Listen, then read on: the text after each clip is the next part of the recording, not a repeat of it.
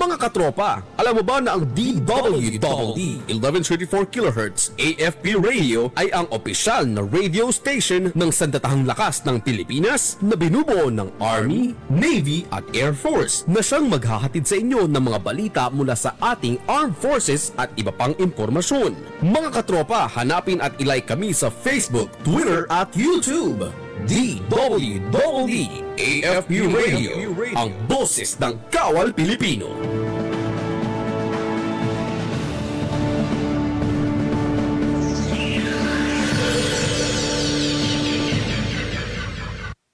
Sa dami ng mga nangyayari ngayon, sigurado ka bang tama ang lahat ng naririnig at nababasa mo? Bago ka mag-react o mag-share, think ka muna! Ang Think Ka Muna Pilipinas ay isang media and information literacy advocacy campaign ng MediaQuest kasama ang KBP at ang himpilang ito na nagpapaalala sa atin na mag-pause, mag-isip-isip at kumilos ng may alam. Dahil ang goal, isang mas informed, listo at responsableng Pilipinas. Think Ka Muna Pilipinas! Dahil sa atin magmumula ang isang mas mapanuring bansa.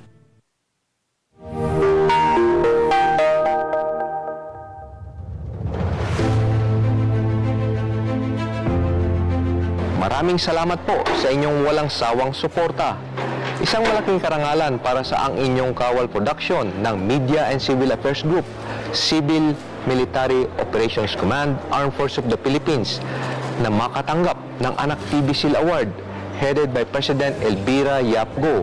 Isang parangal na binibigay sa mga programa sa telebisyon at online shows na may mataas na kalidad at itinuturing na angkop, ligtas at sensitibo para sa mga bata at pamilyang Pilipino. Kami ay patuloy na magiging ehemplo sa mga kabataan. Sisikapin po naming makapaghatid ng makabuluhang kwento kung papaano isinasabuhay ng sandatang lakas ng Pilipinas. Ang misyon nitong protektahan ang bawat mamamayang Pilipino at panatilihing ligtas ang ating minamahal na bansang Pilipinas. Maraming salamat po. To God be all the glory. Kami ang inyong kawal. Kami ang inyong kawal.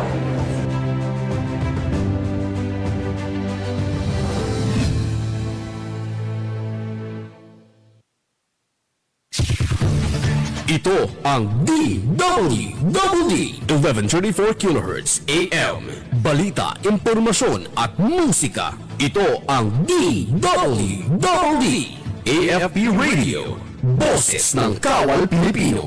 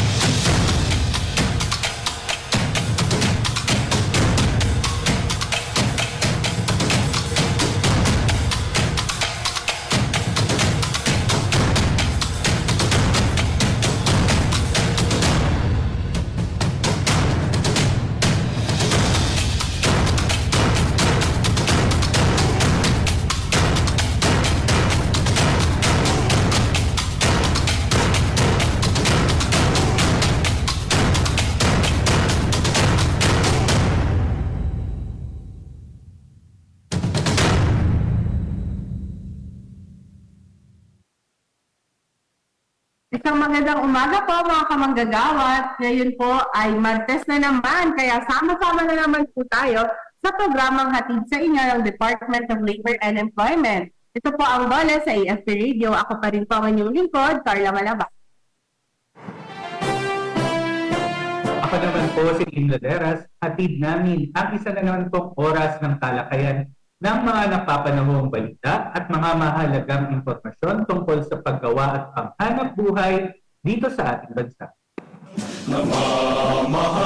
Bumati muna tayo sa ating mga kamanggagawa at namumuhunan na laging nakatutok sa atin via the Armed Forces Radio Channel DWD 1134 kHz. At syempre, mapapanood niyo rin po kami via live stream. Punta lang po kayo sa Department of Labor and Employment at AFP Radio DWD official Facebook page. Kaya i-like, mag-comment at huwag kalimutang i-share ang ating episode para mas marami pang kamanggagawa at namumuhunan ang maabot ng ating programa. Ayan, good morning mga kamagagawa, good morning Sir Team. Syempre, good morning sa ating mga nakasubaybay sa radyo, pati na rin yung mga nakiki-live stream no, sa atin, dyan sa ating mga Facebook pages. At isa na naman pong very informative na episode ang inihanda namin para sa inyo. Tama ba yan, Pat? Yes, partner Carla. Dahil nga patuloy ang layunin natin para sa isang mas mabilis, mas epektibo at mas kapaki-pakinabang na serbisyo, siyempre para sa ating mga kamanggagawang Pilipino at namumuhunan partner. Yes, yun nga, no? At yung pag-uusapan natin today ay may kinalaman naman sa team dun sa proseso ng pagpa-file ng labor complaints. Ayan, siguro magandang malaman din to ng ating mga kamanggagawa at namumuhunan para agad natin silang mabigyan ng solusyon kung ano man yung nagiging problema o concern nila sa kanilang mga workplaces o lugar pagawaan. Ito kasing nagdaang, I think, earlier this year or towards the end of the 2025, nakapaglabas yung ating National Labor Relations Commission ng bagong rules of procedure. Kaya, yun naman ang aalamin natin kung paano ba nila na-improve doon yung proseso natin pagdating sa pagpa-file ng labor complaint. Ang mga detalye niyan, partner, malalaman natin maya-maya lamang kasi makakasama natin si Commissioner Gina F. Fenix Escoto ng NLRC First Division. Pero bago yan, good news muna tayo.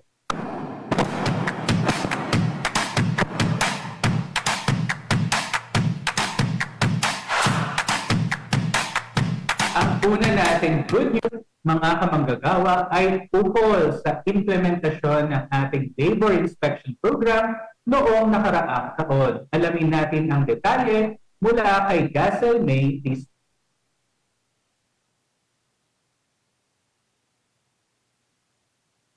DOLE, lalong pinaigting ang labor inspection noong 2025. Nagbunga ang pinaigting na labor inspection ng DOLE noong 2025 matapos makinabang ang mahigit 800,000 manggagawa sa buong bansa. Sa kabuuan, mahigit 2 bilyong pisong benepisyong pinansyal ang naipagkaloob sa mga manggagawang nakatanggap ng nararapat na sahod at benepisyo. Alinsunod sa direktiba ni Pangulong Ferdinand R. Marcos Jr. nakapagsagawa ang DOLE ng mahigit 33,000 inspeksyon sa mga establishmento na sumasaklaw sa mahigit 3 milyong manggagawa. Nakumpleto rin ito ng mahigit 100 technical at advisor visits na umabot sa mahigit 300,000 manggagawa, lalo na sa maliit at katamtamang negosyo.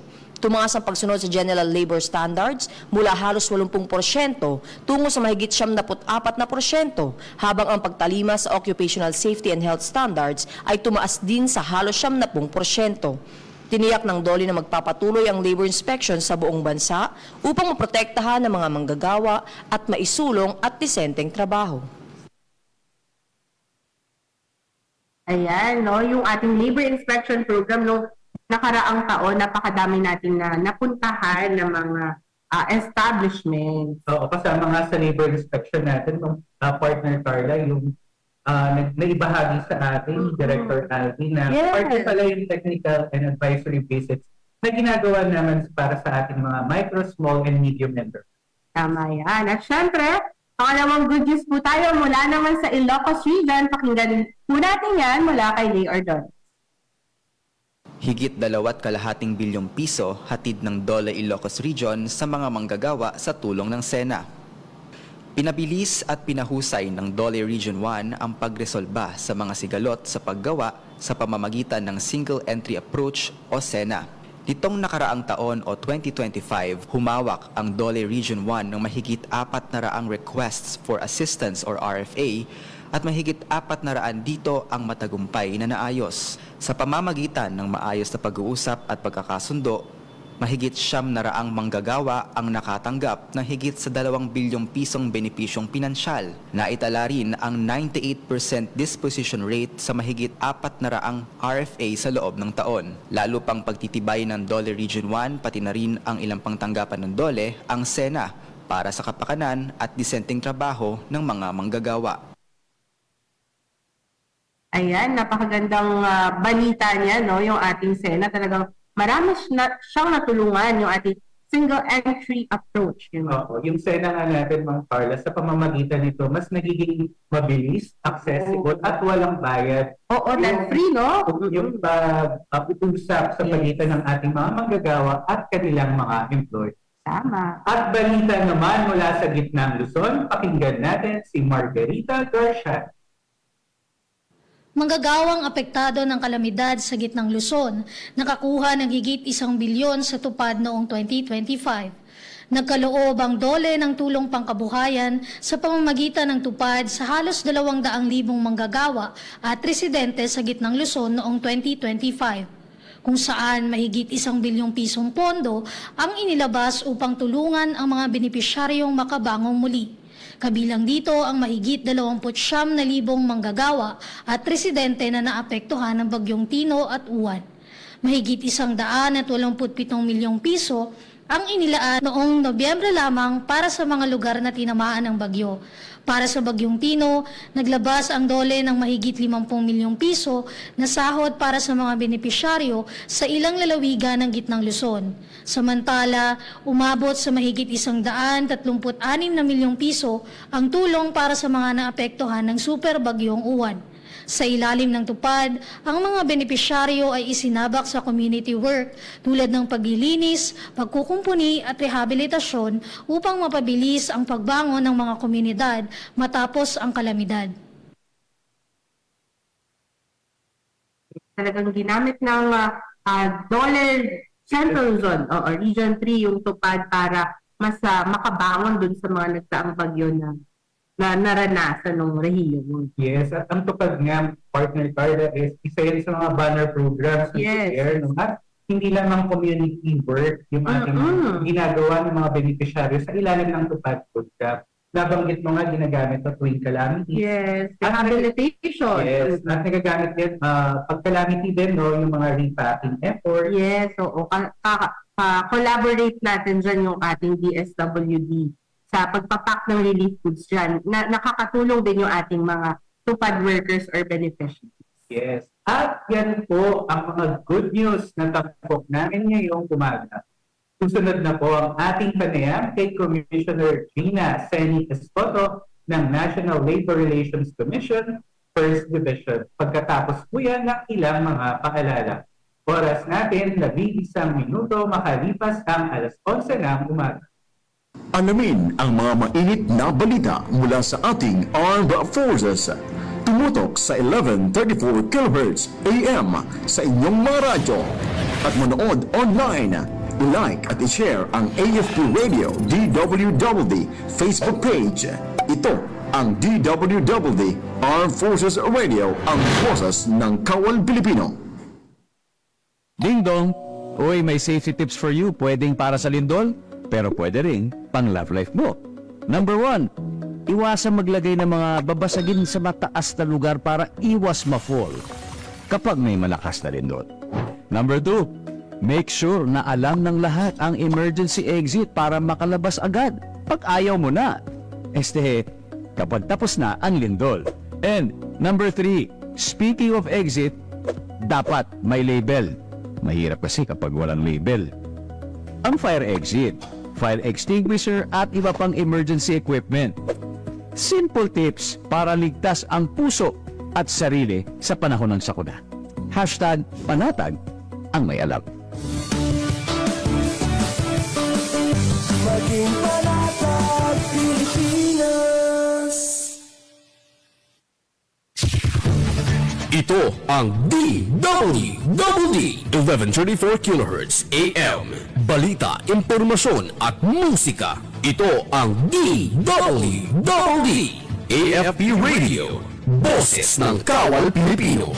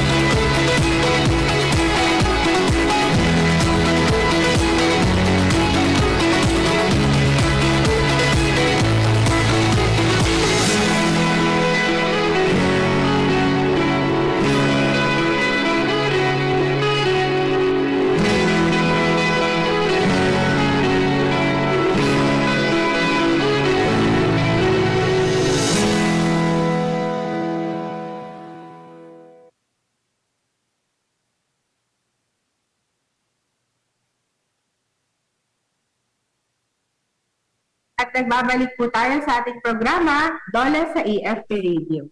Mas mabilis, mas epektibo at mas kapakipakinabang na serbisyo, yan po ang hatid ng Dole sa inyo ngayong 2026. Kaya naman, para sa impormasyon ng ating mga kamanggagawa at namumuhunan, alamin natin yung pagbabago dito sa National Labor Relations Commission Rules of Procedure na ni-revise para mas maging mabilis yung ating Pag-file ng complaint. yes, pag-file ng labor complaint. At nakakasama po natin ngayong umaga para pag-usapan yung NLRC Rules of Procedure ang ating worker sector representative ng First Division ng National Labor Relations Commission at nanguna sa pagrevisa nitong Rules of Procedure ng National Labor Relations Commission, si Commissioner Gina F. Seni Escoto. Magandang umaga, Con Gina, at welcome po sa AFP Radio. Good morning po, Commissioner. Magandang umaga din sa inyo, Mr. Tim and Miss Clara. Nagpapasalamat ang buong pamunuan ng National Labor Relations Commission sa pangunguna ni Chairperson Grace Panikistan sa inyong pag-anyaya sa amin upang ipagbigay sa publiko ang aming 2025 Rules of Procedure. It's always our pleasure po, ma'am, no, dahil gusto po natin na itong ating mga pagbabago sa ating mga serbisyo or mga programa ay naibibigay na ihahatid po natin sa ating mga manggagawa. Commissioner, meron po tayong bagong labas na 2025 Rules of Procedure ang ating pong NLRC, ang ating pong komisyon. Ano po ba ito at sino-sino po ba yung saklaw nitong procedure na ito, Commissioner? Unahin muna natin, ano ba ang Rules of Procedure? Rules of procedure refer to rules that will govern the disposition of labor cases from the time a complaint is filed up to the satisfaction of the judgment. Kasama na dyan yung mga napapaloob na proseso with due regard to due process and the rights of the contending parties. Para naman sa mga nasasaklaw nito, ang mga nasasaklaw nito ay yung mga empleyado sa private sector. But this will include also the employees in the government-owned and controlled corporations without an original charter. Meaning yung mga itinatag ng walang nakatakdang specific na batas. Sa kabilang banda naman, nasasaklaw din yung mga employers. But with respect to employers, the Labor Code has provided for a broader meaning of it. So, hindi lang ito limitado sa the usual concept of employer who provides supervision and administration or control over the employees. Yung broader concept will cover other specific circumstances. Ang reason nito upang masigurado na in case the complainant will win the case, there will be satisfaction of judgment. Ano-ano ito? Tulad na lang nung kung mayroong mga contracting arrangement, may mga pagkakataon na yung agency as well as the principal, pareho silang nagiging liable. Meron din naman pagkakataon na yung mga officers and managers of a certain company or establishment are made liable or considered employers para lamang masatisfy yung judgment na ibinigay ng labor arbiter or the commission. Yes po. Kasi tama po, Commissioner, no? Meron po tayong mga workers na minsan po under po sila ng agency. So, meron po silang employer na may-ari ng agency. Pero meron din silang supervisor kung saan sila na nakabase or saan sila benefer ng kanilang agency. Tama po ba, Commissioner? May mga ganyang sitwasyon. Yes po, ayan. So, ito po palang rules of procedure natin, Commissioner, ay sinasaklaw niya from the moment na nag-file po ang ating kamanggagawa or ang ating pong mga kasamang employer hanggang doon sa pagbibigay ng judgment ng NLRC. Yes. Ayun. Yes. At susunod na natin katanungan, no, Partner Carla. Ano po ba ang layunin, Gina, kung bakit kinakailangan natin i-update yung ating rules of procedure at siyempre po, paano po ba nito matutulungan yung pagpapabilis pa ng pagpoproseso po ng mga kaso na pinafile ng ating mga kamanggagawa sa komisyon? So, Okay, just like any other adjudicatory body, we were faced with challenges and struggles that include delay, changes in the society, advancement in technology, limited resources, cost of litigation.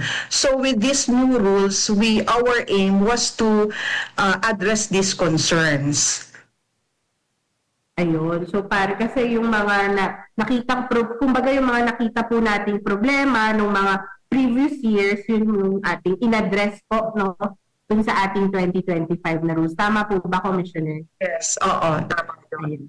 Pero pagdating po ba, Commissioner, sa kaibahan po, kasi yung as far as we know po, yung ating lumang rules of procedure was sa 2011 po, and then nagkaroon po tayo ng bago ngayong 2025. Ano po ba yung mga kaibahan po from the 2011 rules to the 2025 rules?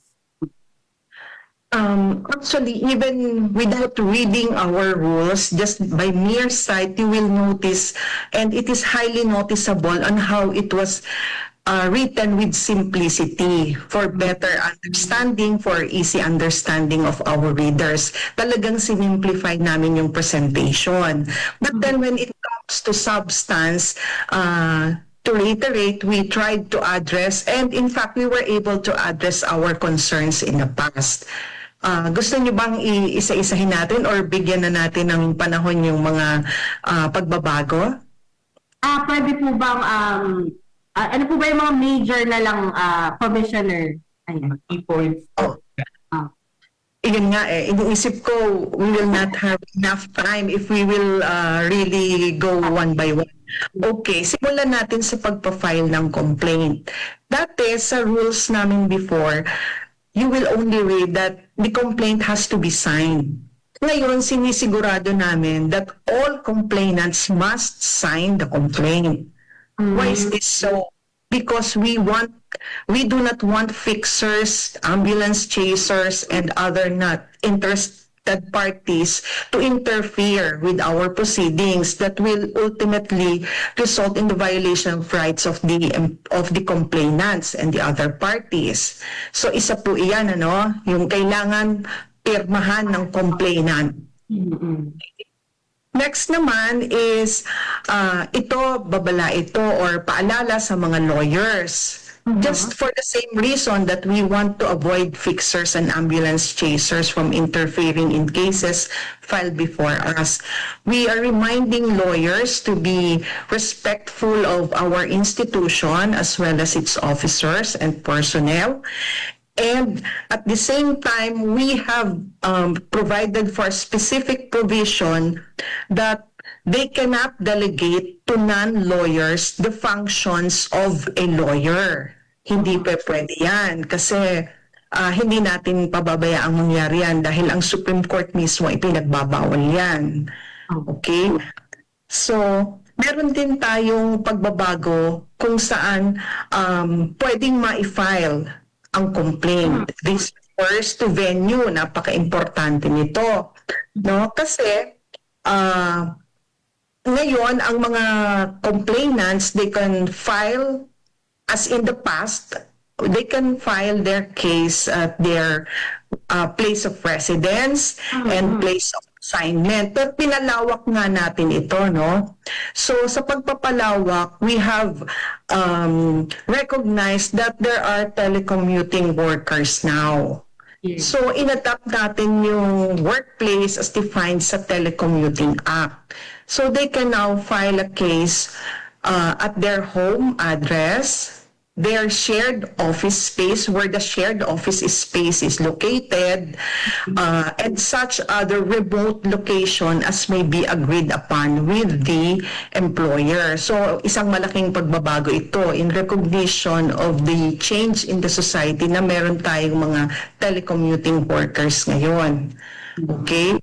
So, meron din tayong pagbabago doon sa paano i-effect ang service ng summons. Because we always, or sometimes we find the difficulty of finding the respondents. So ngayon, papaano na kung hindi makita ang respondents? We provided for specific provisions na kung saan yung server, they can hand a copy to the respondent, and if the respondent will refuse, they can leave a copy.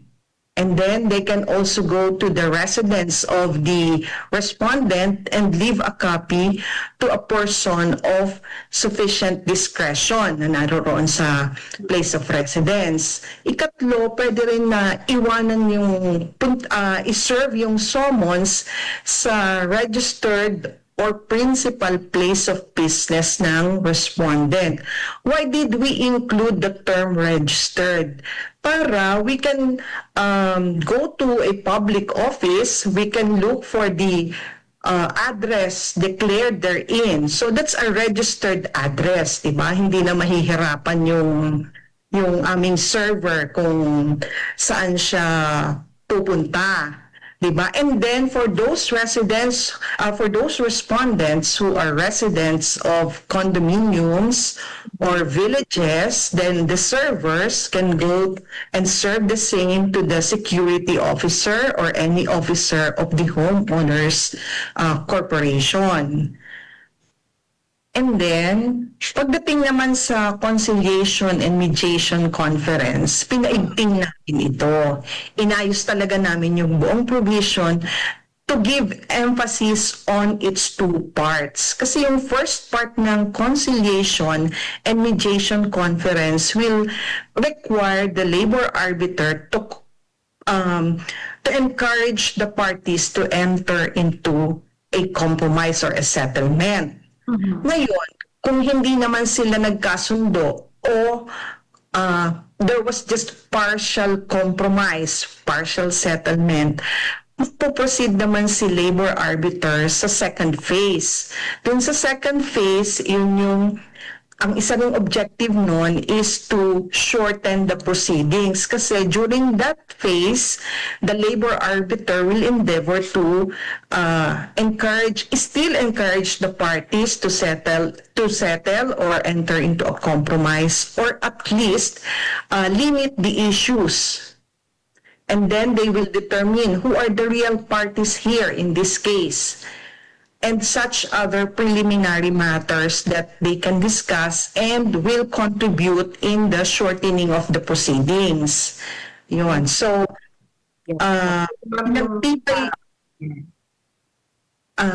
pagdating naman sa may mga pagkakataon din kasi that the parties in a case will not appear during the conciliation and mediation conference. So nilagyan namin ng mga consequences yan. Hindi katulad noon na because of lack of specific provision or uniformity in the provision, iba-iba yung nagiging order. Now, very specific kung ano yung consequences if you fail to appear during the conference. Ganon din naman sa failure to file a position paper. Very specific din ang mga consequences para hindi nagkakaiba-iba yung orders ng mga labor arbiters. And then, pagdating sa appeal,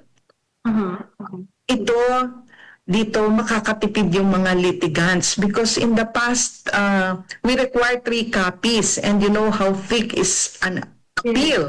Diba? So now we reduced it into 2 copies na lang. And at the same time, isa pang nakakapagpatagal on the part of the respondents, yung pagsasubmit ng requirements sa bond. Diba? Now we have deleted the collateral requirements that will include the indemnity agreement as well as the proof of security deposit. So, tanggal na yung mga requirements na yon. Anyway, those are matters between the appellant, respondent company, and the surety company. And then, Pagdating naman sa contempt, sa direct contempt, yung direct contempt is usually committed in the presence of the commissioner or the labor arbiter. Now, we have specified that this commission in the presence can be either physical presence or virtual presence. Ito naman next, yung sa execution namin, yung mga, para ito dun sa mga parties who won in the past, but it's taking them so much time to execute because of the difficulties they were encountering.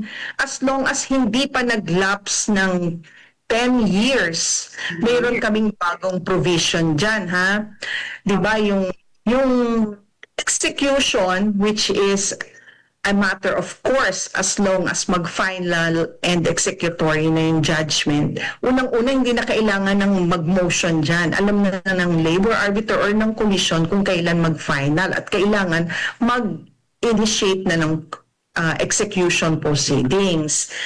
Ngayon, there are times na hindi na i-execute. Diba? Hindi makahanap ng properties. Ngayon, hanggang 10 years, after the lapse of 5 years, but then not to go beyond 10 years, yung winning party can still execute by filing a petition. Just in case itong employee or the winning party already transferred to another city, another region, he can still file a petition. Ngayon, saan niya ipa-file? Sa kanyang present residence niya na nasasakupan ng aming regional arbitration branch. And then, yung regional arbitration branch na yan has to coordinate with the origin of the regional arbitration branch origin of the case. Kasi kailangan niyang ipadala yan. Oo. Ngayon, naipapadala namin yan through email. Pwede natin gamitin ang email. Hindi na kailangang pumunta yung winning party kung saan niya naipanalo yung kaso niya. Pwede na po kung Pwede na. ipadala. Pwede na sa RAB kung saan siya nakatira. Pwede na dun sa RAB, yung kanyang bago pong residence commission.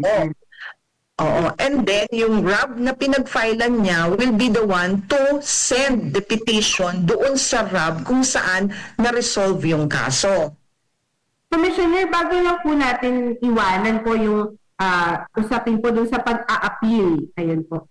Question lang po sana namin, paano po ba na i-influence itong bagong rules natin, yung pagdating po sa appeal, kung ang ating po nagre-reklamo ay hindi po nasiyahan doon sa desisyon ng kanyang labor arbiter, meron po bang provision dito sa 2025 rules on this, Commissioner? Yes. Tungkol sa appeal, di-retain namin yung mga requirements as to timeliness. Diba? You have to file an appeal within 10 days from receipt of a copy of the decision of the labor arbiter. Naka-retain yan. Ni-retain din namin yung mga requirements kung ano ang dapat na contents ng isang appeal. So yung appeal dapat ilagay niya yung arbitral docket number doon sa baba, ilagay niya yung mga argumento niya, yung mga issues, yung mga relief na gusto niyang ma-i-award sa kanya. And then, kailangan i-attach niya rin yung verification, and then i-attach niya yung mga ebidensya niya, kung meron mang mga affidavits o kung ano mang ebidensya ang meron siya.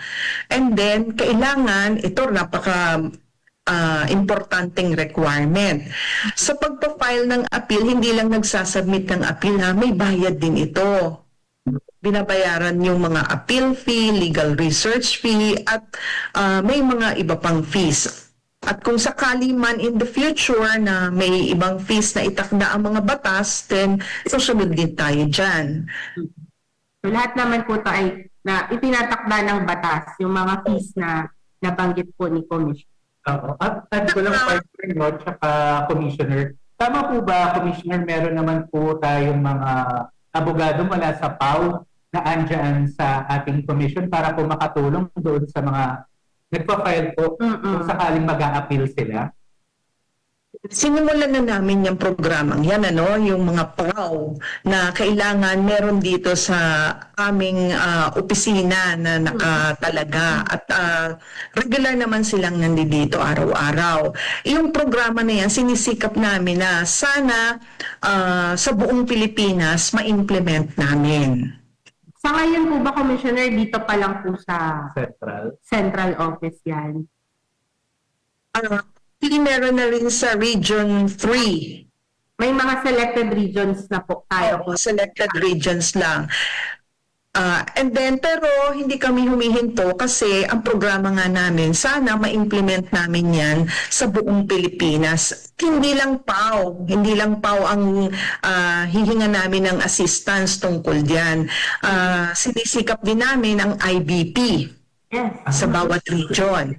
More of the Philippines, yes. Since nababanggit na po natin, partner, Commissioner, yung tungkol sa judgment, ano po ba, Commissioner Gina, yung ibig sabihin ng execution of judgment at paano po ba ito makakatulong sa ating mga kamanggagawa para po makuha nila yung karapatan nila? Execution of judgment, hindi lang ito nagre-refer sa basta-basta judgment. It should be a final and executory judgment. It can be a final and executory decision, order, or award. Pag sinabi nating final, nag-lapse na yung 10 days. Kunwari, nag-desisyon ang labor arbiter. Nag-lapse na yung 10 days. Walang nag-appeal. So, nagpa-final na yon. So, yung award, magpo-proceed na sa execution proceedings. Pwede rin naman na nag-final and executory yung decision sa commission. Ganun din. So, after ng decision kasi ng commission, posible na yung mga parties, so isa sa mga parties mag-file pa ng motion for reconsideration. Diba? Kapag nag-file sila ng motion for reconsideration at iyan ay na-resolutionan na ng commission, after 10 days, final na din yan. So, yun yung mga pwede nang i-execute natin. At nabanggit ko nga kanina, hindi na nangangailangan ng motion. Alam na namin kapag nag-final, we need to commence execution proceedings. Ayan. At doon nga nakakatulong yung iba pa nating rules pagdating sa pag-execute ng judgment na yung address ng ating mga, kung sino man yung kailangang magbayad, na-address na siya ng ating bagong rules. Ito po, tama po ba, Commissioner, medyo natakal nyo na din to kasi kanina, yung mga bagong paraan po ngayon para maipadala o maiproseso yung mga dokumento o kaso sa NLRC. Ayan, okay, tama po, no? Online or courier services, ginagamit na po natin under the new rules. Tama po ba, Commissioner? Actually, yung online, pinag-aaralan pa namin yan. Kasi we have limited resources also.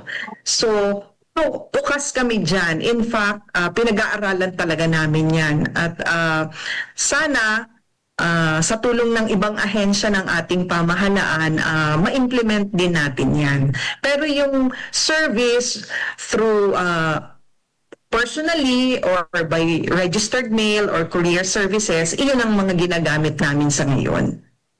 Kasi mga din to mga kailangan secured din yung ating documents. So kailangan ini-ensure din. Oo, at hindi na nila kailangan pang pumunta doon personal sa commission kasi may mga ibang pamamaraan naman na mas makakatipid yung ating mga kamanggagawa. At isa pang katanungan po, Commissioner, kung may reklamo po yung ating mga kamanggagawa, saan po ba at paano po sila maghahain ng kaso sa ilalim po na itong revised procedure? Actually, itong aming procedure ay hindi lamang revised. This is new. This is new. Kaya malugod namin ipinaalam sa publiko na ito ay bago ng NLRC. Okay. So sa pagpa-file ng complaint, nabanggit ko nga kanina, malaking factor dito yung venue. Diba? Kung saan mo dadalhin yung complaint mo. Saan mo ba dapat dalhin. So, kasi we have different regional arbitration branches, di ba? Hindi naman basta-basta mo mailadala dyan ang complaint. Okay, so for purposes of determining where to file, nabanggit ko nga kanina, kinikilala na namin yung different workplaces ng isang magrereklamo aside from his or her place of residence, di ba?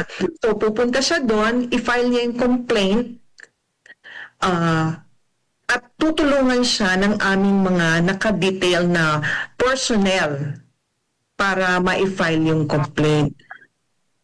So, pupunta lang sila dun sa branch ng NLRC kung saan sila malapit yan, or kanilang workplace, o kanilang residence.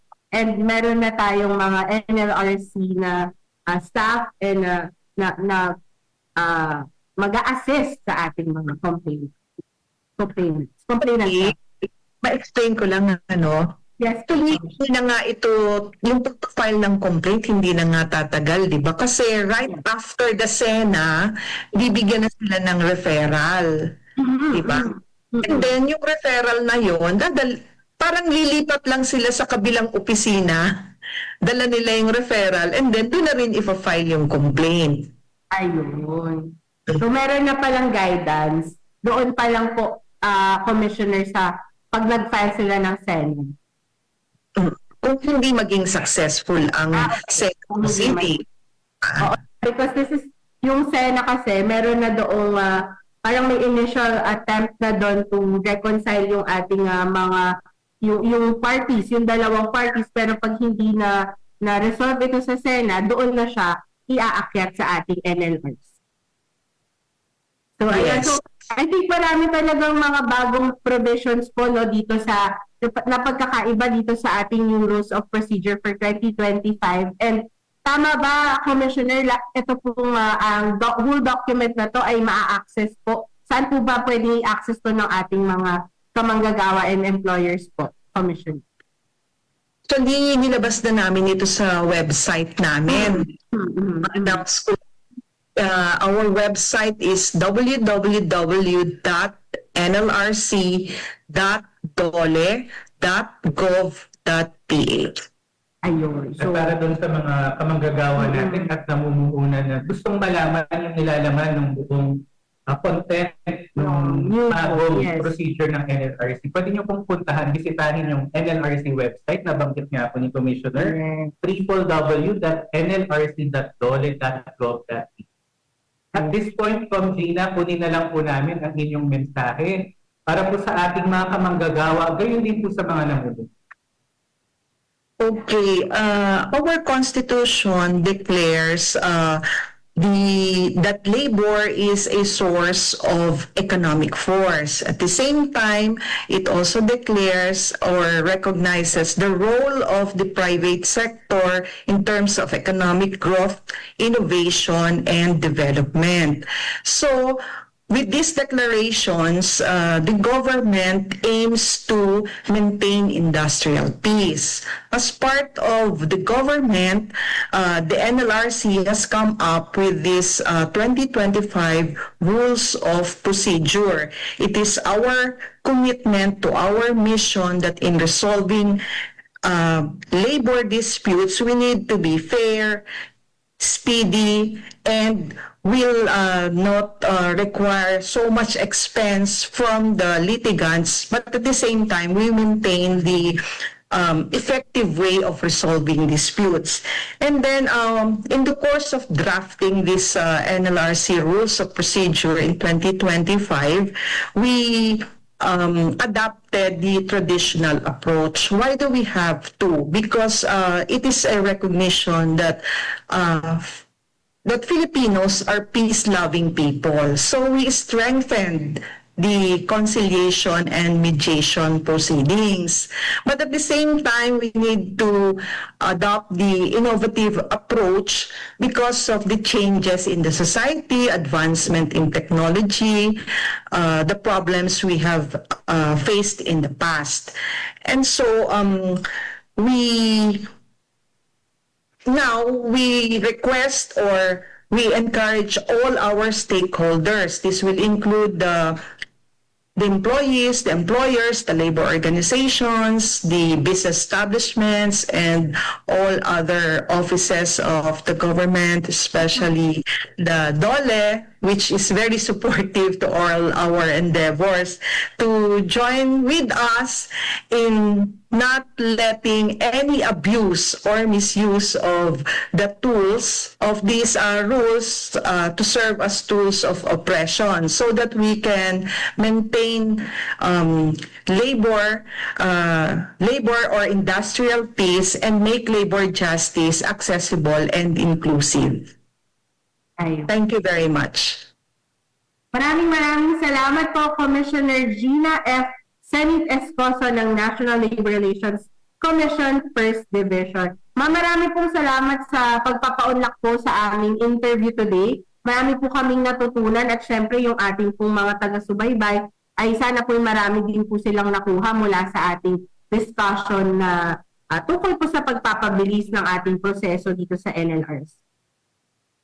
Maraming salamat din po. Thank you so much and stay safe po, Comdina, at sa buong NLRC. Thank you na rin po kay, sa ating chair po, Grace Manikistan, for this opportunity. Maraming salamat po. Thank you very much. Maaari po kayong makipag-ugnayan sa NLRC sa pamamagitan ng kanilang website. Bisitahin lamang ang www.nlrc.dole.gov.ph at ang kanilang Facebook page na natin lamang ang National Labor Relations Commission. At para po, sa iba nyo pang mga labor-related na tanong or kung may nais na po kayong malaman o di kaya ireklamo, bukas din po ang ating hotline, Dole Hotline 1349. Dial nyo lang po yan sa inyong mga telepono. At syempre, maaari din kayong mag-send ng email sa hotline 1349 at dole.gov.ph o kaya mag-direct message sa aming Facebook page para sa inyong mga labor and employment concerns. Hanapin lamang ang official at verified Facebook page ng Department of Labor and Employment. I-like nyo rin po yan mga kamanggagawa yung ating Facebook page, no? Department of Labor and Employment _DOLE. Ayan. Mag-follow na rin po kayo sa aming TikTok, Instagram, X, at YouTube accounts. Ayan, para lagi naman kayong updated sa mga balita at programa na hatid ng DOLE para sa inyo.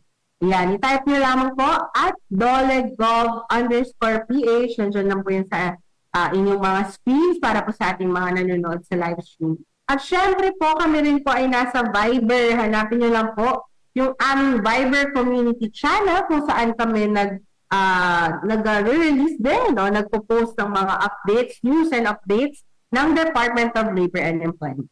Hanapin nyo lang po, #SerbisyongDole. At isa na naman itong episode ng ating napagsamahan, mga kamanggagawa.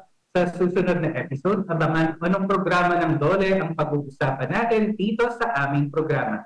Sa ngalan ng ating mga kasamahan dito sa DOLE Information and Publication Service at sa tulong ng ating mga katropa sa Armed Forces of the Philippines Stadium, ako po muli si Tim Laderas.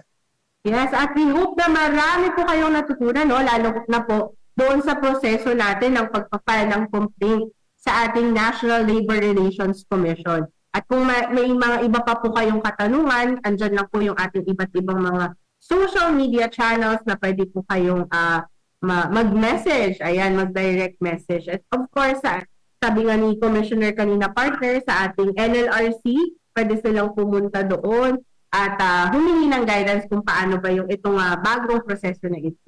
Partner, sabihin ko lang, no, nasa screen din, pinapakita yung contact details ng iba't ibang mga regional arbitration branches ng NLRC.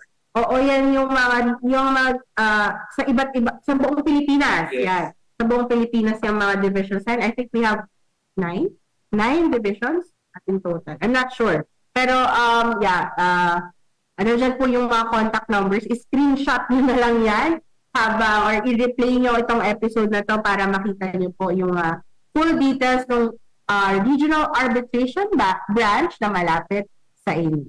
At ako naman po, si Carla Santiago Malabanan. Tutok lang po ulit mga kamanggagawa sa susunod na episode po ng ating programa, para sa iba pang mga programa at serbisyo na hatid ng DOLE para sa bawat manggagawang Pilipino. Dito lamang po yan sa DOLE sa AFP Radio. Oras po natin, 53 minuto, makalipas ang alas 11 ng umaga.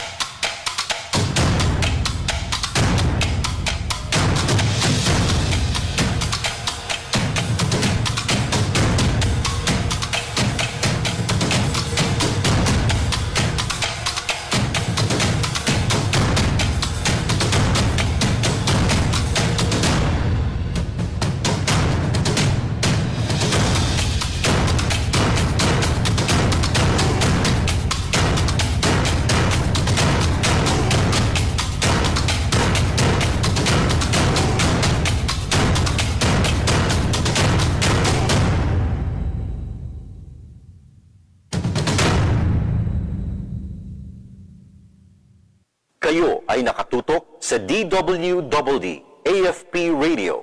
Kami po ay kasapi ng KBP, Kapisanan ng mga Broadcaster ng Pilipinas.